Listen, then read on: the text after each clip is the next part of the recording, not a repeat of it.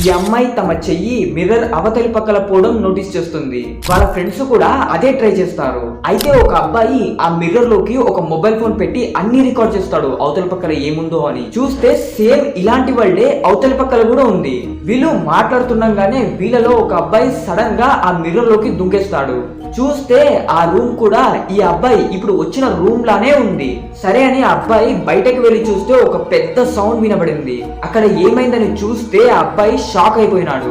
Interesting విషయం ఏంటంటే అక్కడ వాళ్ళ ఫ్రెండ్సే ఎంజాయ్ చేస్తున్నారు. సరే అని 15 మినిట్స్ వాళ్ళని చూసి మొబైల్ తీసి వీడియోని రికార్డ్ చేస్తాడు. అంతా అయిపోయాక అదే మిర్రర్ నుంచి బయటకు వచ్చేస్తాడు.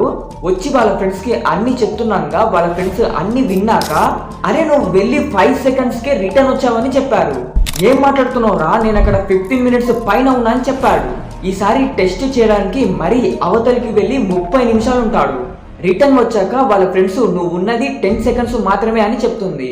అసలు ఈ మిర్రర్ మిస్టరీ ఏంటి, అవతలి పక్కల ఏం జరుగుతుందో తెలుసుకోవడానికి ఈ మూవీ మీరు పక్కా చూడాలి.